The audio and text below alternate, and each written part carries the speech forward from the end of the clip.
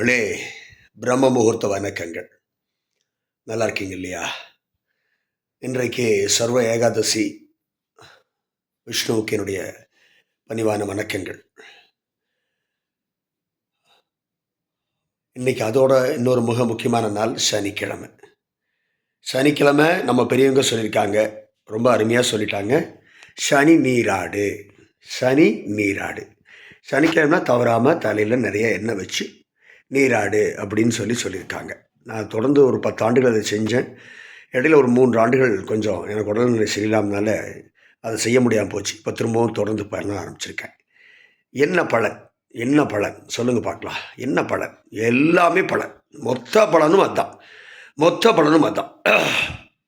உடம்பு முழுசு நீங்கள் வந்து பாருங்கள், தலையிலேருந்து கண், இங்கே பாருங்கள் காது, அப்படியே உடம்பு முழுசும் தேய்ச்சி தொப்புளையும் தேய்ச்சி நகக்கண்கள்லையும் நீங்கள் எண்ணெய் விட்டு உடம்பு முழுசும் இந்த காலில் எல்லாம் பார்த்தீங்கன்னா அப்படி உடம்பு முழுசு நீங்கள் வந்து எண்ணெய் போட்டு நல்லா 1 மணி நேரம் நல்லா ஊற வச்சு நல்லா அதக்கி தேய்ச்சி.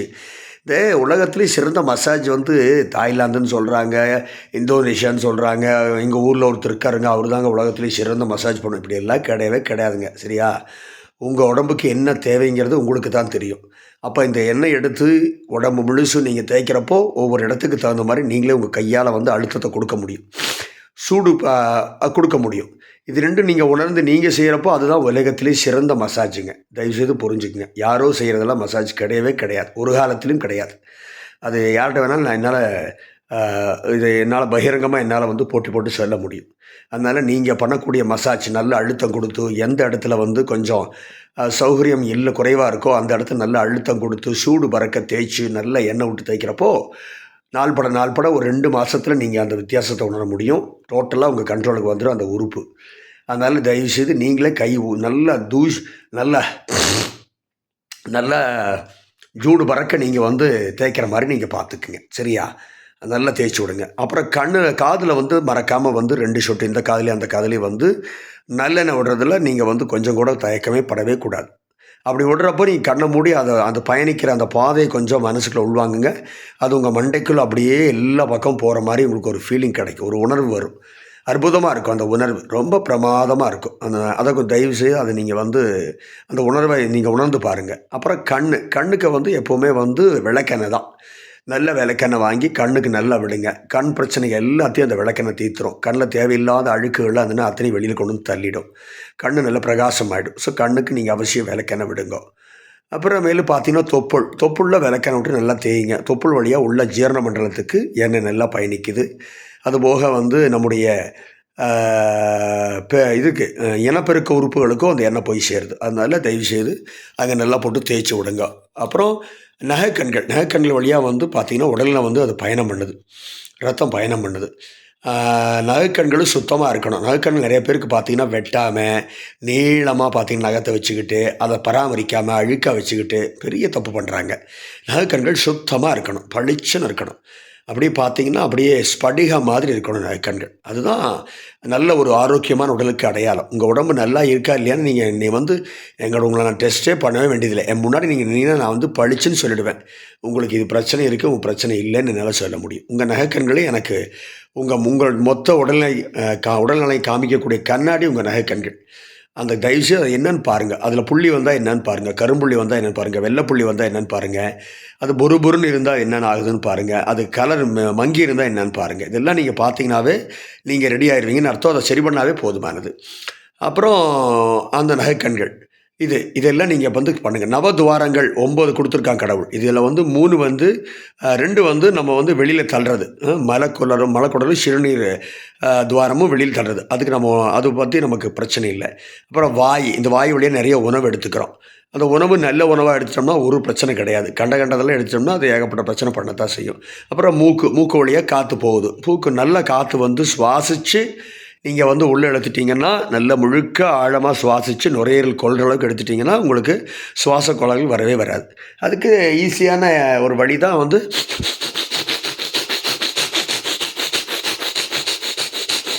அவ்வளோதான். இது ஒரு 50 வாட்டி செய்யுங்க. 50 வாட்டி செய்யுங்க. முறையில் நல்ல கெப்பாசிட்டி ஜாஸ்தியாக படும். ஒன்றும் பெரிய வேலை கிடையவே கிடையாது. உட்கார்ந்த இடத்துல செய்யுங்க. உட்கார்ந்த இடத்துல செய்யுங்க. ஒன்றும் கஷ்டமே கிடையாது. செய்யுங்க. நல்லா செய்யுங்க. நாள்பட நல்லா ஆழமாக இழுத்து ஆழமாக வெளியில் விடுங்க. உங்களுக்கு நல்லா நுரையீரல் பெருசாக விரியும். அப்படியே ஜம்முன்னு விரியும். வேலையே முடிஞ்சது. ஆஸ்துமா பிரச்சனை ஓடியே போயாச்சு. ஆஸ்துமாவாவது வெங்காயமாவது ஒன்றும் கிடையாது. தூக்கி எறிங்க அதையே. முடிஞ்சாச்சு. அப்புறம் வந்தாச்சு. ஸோ கண்ணு சொல்லியாச்சு, காது சொல்லியாச்சு, மூக்கு சொல்லியாச்சு, வாய் சொல்லியாச்சு, நகத்வாரங்கள் சொல்லியாச்சு, அப்புறம் கொப்புள் அதுவும் சொல்லியாச்சு. அப்புறம் வேறு என்ன வேணும்? அதனால் இது அத்தனையும் வந்து சரி பண்ணாவே உடம்பு சரியாக போச்சு. உடம்பு சரியாக போச்சுன்னா எந்த இங்கிலீஷ் மருத்துவர்கிட்ட போக வேண்டிய அவசியம் இல்லை.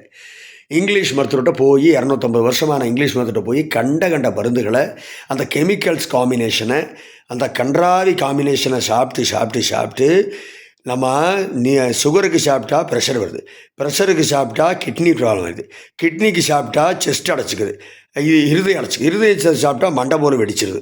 என்ன சார் மருத்துவம் இது? உலகத்தில் இப்படி ஒரு மருத்துவத்தை நான் பார்த்ததே இல்லை. இதெல்லாம் எப்படி பேன் பண்ணாமல் இருக்காங்கன்னு நமக்கு புரியவும் மாட்டேங்குது.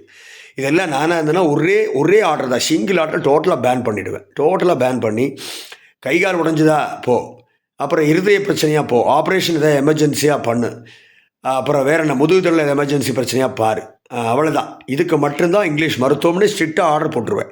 வேறு எதுக்கும் எந்த மருத்துவம் கொடுக்கக்கூடாது. எல்லாத்துக்கும் நாள்பட்ட நோய்களுக்கெல்லாம் நீங்கள்லாம் தள்ளிடுங்க, அந்த பக்கம் தள்ளிடுங்க.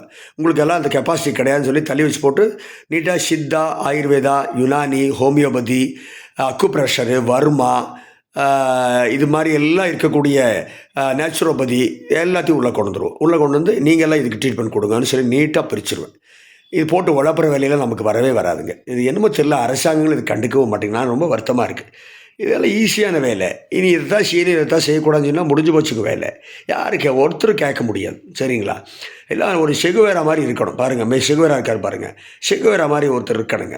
நம்ம பெரியார் இருக்கார் பாருங்கள். அந்த பெரியார் மாதிரி மசானபூருக்கு ஐயா இருக்கார் பாருங்கள். அது மாதிரி ஒரு தைரியமாக வந்து நமக்கு விஷயத்த சொல்கிறதுக்கு இன்றைக்கி உலகத்தில் ஆள் இல்லாமல் போச்சு. அதனால் ஆளுக்கு கூட்ட சேர்த்துனா உடனே பயந்துக்கிறது. கூட்ட சேர்த்துனா மண்டையை உடச்சே போடணும். கூட்டம் சேர்த்தா பயந்துக்கவே கூடாது. நம்ம வந்து நல்லது சொல்கிறோம், மக்களுக்கு நல்லது சொல்லணும். எப்போவுமே நல்லது சொல்கிறது நம்ம பயப்படவே கூடாது. அதனால் தயவுசெய்து நல்ல செய்திகளை வந்து மக்கள்கிட்ட கொண்டு போய் சேர்த்துங்கோ.